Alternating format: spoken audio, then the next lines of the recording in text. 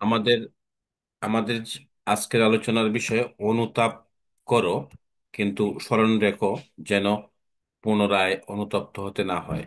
আমি পুনরায় বলছি, আমাদের আজকের আলোচনার বিষয় অনুতাপ করো, কিন্তু স্মরণ রেখো যেন পুনরায় অনুতপ্ত হতে না হয়।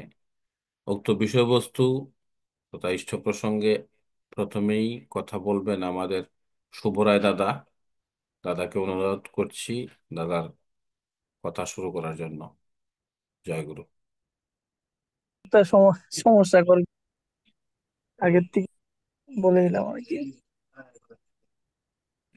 প্রণাম জানাই আমার জীবন চলার পথে সারথি পরম দয়াল পরম প্রেম শ্রী ঠাকুর অনুকূল চন্দ্র। প্রণাম জানাই গুরু পরিবারের সকল। আজকের এই সুষ্ঠু সুন্দর সন্ধ্যাকালীন অনলাইন সৎসঙ্গে যারা উপস্থিত আছেন, ঠাকুরের একনিষ্ঠ কর্মী, সুস্থ ব্রতধারী কর্মী, সকল দাদা এবং মায়েদের জানাই আনন্দিত জয়।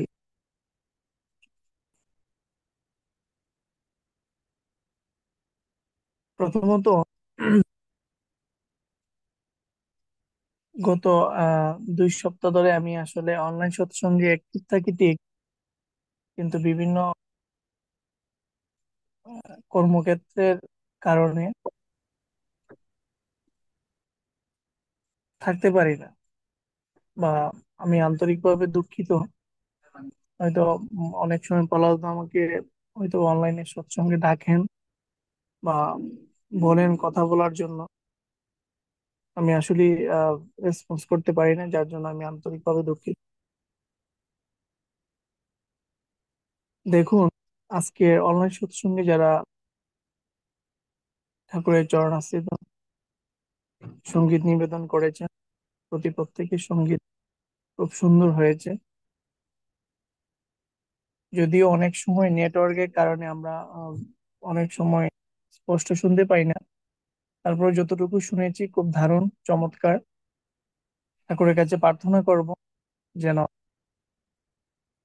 প্রতি সপ্তাহে আমরা এরকম সঙ্গীত ঠাকুরের পায়ে নিবেদন করতে পারি। বিশেষ করে আজকের যে অনলাইন সৎসঙ্গের যে টপিক, ঠাকুরের যে আহ, নির্দেশনা, অনুতাপ করো কিন্তু স্মরণ রেখো যেন পুনরায় অনুতপ্ত না হয়। প্রথমত, আমি কোন বিষয়ের উপর অনুতাপ করব, এটা খারাপ দিক হতে পারে, ভালো দিক হতে পারে। খারাপ দিকটা হচ্ছে ঠাকুর যে নির্দেশনা দিয়েছেন সেই নির্দেশনা মোতাবেক আমি চলতে পারলাম না। চলতে না পারার কারণে পুনরায় মনে হলো যে না, আমার এরকম চলাটা উচিত। আমি ঠাকুরকে প্রণাম করলাম, প্রণাম করে বললাম যে ঠাকুর, আমার ভুল হয়েছে, আমাকে ক্ষমা করে দেন, যেন পুনরায় এরকম ভুল না হয়। তো এরকম বারংবার ঠাকুরকে প্রণাম করে বলা, ভুল করা, সেখান থেকে আমাদেরকে ফিরে আসতে হবে। একদিনে হয়তো পারবো না, বাট প্রতিনিয়ত চেষ্টার কারণে সেটা হতে পারে।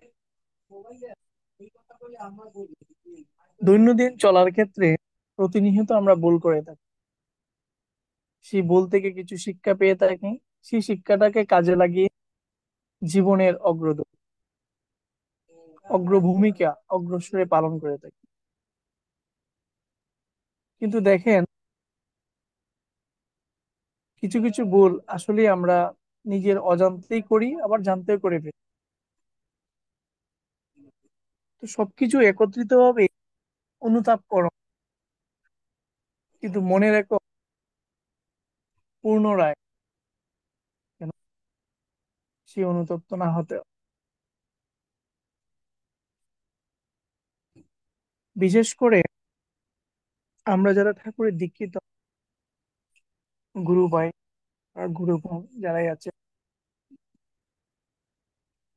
একজন আরেকজনের পরিপূরক, একজন আরেকজনের উপর পরনির্ভরশীল। একজন না বুঝলে আরেকজনের কাছে যাওয়া হয়, একজন না জানলে আরেকজনের কাছ থেকে সেই পরামর্শটা নিতে হয়।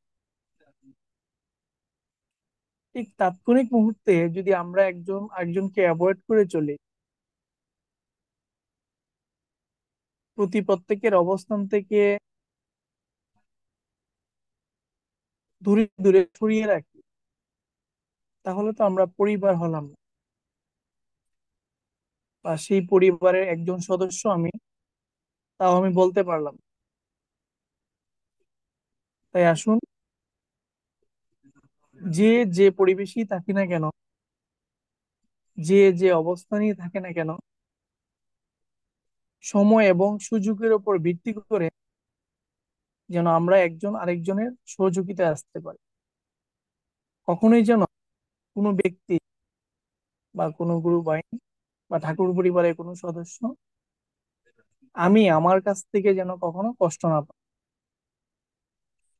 তাহলেই সেটা আজকের আলোচনার ক্ষেত্রে পুনরায় সার্থকতা ফিরে পাবে। তাই আমি আবারও সবাইকে বিনীতভাবে অনুরোধ করি, অনুতাপ করো, কিন্তু স্মরণ রেখো যেন পুনরায় অনুতপ্ত হতে না হয়। আমরা মানুষ, ভুল হবেই, ভুল হওয়াটাই স্বাভাবিক। অনুতাপ হবে, অনুতপ্তই হব। এটা আসলে কখনোই নিজের কাছ থেকে একদম সরিয়ে নেওয়া সম্ভব নয়। তারপরে যতটুকু পারি চেষ্টা করব ভালো কিছু করে। আমি এই আলোচনা দীর্ঘায়িত করব না। অনলাইন যিনি পরিচালনা করেন, ওনার সার্বিক মঙ্গলার্থে, বিশেষ করে মানে আমার এরকম মনে হয় যে অনলাইন সৎসঙ্গ প্রতি সপ্তাহে একবার হয়, একটা নির্দিষ্ট সময়ে নির্দিষ্ট গতিতে চলে যায়। অনেক সময় মনে থাকে, অনেক সময় মনে থাকে না। অনেক সময় নেটওয়ার্কের কারণে ঢুকতে পারি, অনেক সময় ঢুকতে পারি না। মানে যখন ঢুকতে পারি না বা যখন অনলাইনে আসতে পারি না, এই সপ্তাহটা মানে অগ্রিম যে সপ্তাহ, আগামী যে সপ্তাহ বা যে সপ্তাহটা আহ সামনে আসতে যাচ্ছে, সেই দিনগুলো খুব খারাপ যায়। মানে আমি প্রায় সময় বিষয়টা অ্যানালাইজ করতে যাই, মানে বা কোনো একটা সমস্যায় নিজেকে উম, মানে নিজে সমস্যায় জড়িয়ে পড়বো। জড়ানোর কথা ছিল না, বা জড়ানোর কথা না, সিম্পল বিষয়, খুবই সিম্পল। ব্যক্তিগত জীবনে হোক, প্রফেশনাল জীবনে হোক, বা সমষ্টিগত জীবনেই হোক, কোনো না একটা ঝামেলায় আমি অবশ্যই পড়ব। এটা মেইন থিঙ্কিংটা এটাই, মানে এটা হচ্ছে জাস্ট সাইকোলজিক্যাল ব্যাপার, যে একটা মন বিষয়, যে আমি হয়তো বা এই অনলাইন সৎসঙ্গের সাথে মানে ওতপ্রোতভাবে জড়িত হয়ে গেছি। মানে না ঢুকলেই নয়, এবং ঢুকলে গুলো ভালো যায় মোটামুটি, কিন্তু না ঢুকলে খুবই খারাপ লাগে। মানে যেটা আসলে মানে বলার কোনো পরিমাণ খারাপ যায়, যে ওই যে আমরা ঠাকুরের আহ বাণী পেয়েছিলাম না, যে ভক্তি এবং বিশ্বাস, মেবি এরকম একটা বাণী আছে, যে দুই ভাই, একটি আসলে আরেকটি অটোমেটিকলি আসবে। তো এই জন্যই আমি ঠাকুরের কাছে প্রার্থনা করি, ঠাকুর আমি যেন প্রতি সপ্তাহে যতদিনই অনলাইন সৎসঙ্গে থাকে না কেন, যেন আসতে পারি, এবং সেটা বারবারই আমি অনুতপ্ত হই। যেটা আজকের আলোচনার সাথে আমি নিজে হতপ্রতভাবে জড়িত। তাই সত্যি প্রত্যেকে অনুরোধ করব, নিজ নিজ অবস্থান থেকে শত ব্যস্ততার ক্ষেত্র বিশেষে যেন অনলাইন সৎসঙ্গে আমরা আসতে পারি। অন্ততপক্ষে সপ্তাহে একটা দিন আমরা একত্রিত হলে ঠাকুরের নাম জপের পাশাপাশি একজন একজনের কাছে অনেকটা সময় পাই। আসলে আমরা অনেক ব্যস্ত, আর ব্যস্ততাই জীবন। প্রতি প্রত্যেকের ভালোবাসা এবং আশা যেন পরম পিতার চরণস্থিত হয়।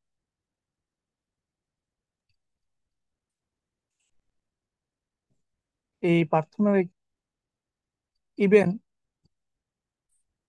প্রত্যেক ধর্মী বড়দিন, বড় উৎসব ধুমধামভাবে পালিত হয়। বাংলাদেশের পরিপ্রেক্ষিতে আগামী 31 তারিখ অথবা 30 তারিখ, 30 তারিখ হবে না, মেবি 31 তারিখে হওয়ার সম্ভাবনা বেশি, পবিত্র ঈদ উদযাপন হবে। আমরা যেরকম শারদীয় দুর্গোৎসব, বড়দিন, বৈশাখী সবকিছুই সকল ভেদাভেদ ভুলে পালন করে থাকি, পরম পিতার কাছে প্রার্থনা করব যেন আসন্ন ঈদ সবার মধ্যে আনন্দ আসুক, দেশের অনেক অশান্তি, বিশৃঙ্খলা সবকিছু যেন দূরে থাকুক। সবকিছু রেখে ঠাকুরের কাছে প্রার্থনা রেখে যেন সবকিছু ভালো হয়।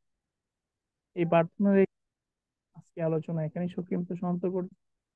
সবাইকে আমি আবারও জানাই আমাদের জয় গুরু। জয়গুরু। আমাদের শুভ রায় দাদা, ঠাকুরের কথা দাদার কাছ থেকে শুনলাম, এতক্ষণ খুব ভালো লাগছে। দাদাকে অনুরোধ করব প্রতি সপ্তাহে আমাদের সঙ্গে থাকার জন্য। আমি জানি নেটওয়ার্ক সিস্টেমের কারণে দাদা অনেক সময় থাকতে পারেন না। ঠাকুরের কাছে প্রার্থনা রাখি দাদা অধিবেশন টাইমে যেখানেই থাকেন ও নেটওয়ার্ক সিস্টেমটা যেন ভালো থাকে। আমরা আজকের যে আলোচনার বিষয়ে অনুতাপ করো, কিন্তু স্মরণ রেখো যেন পুনরায় অনুতপ্ত না হতে না হয়।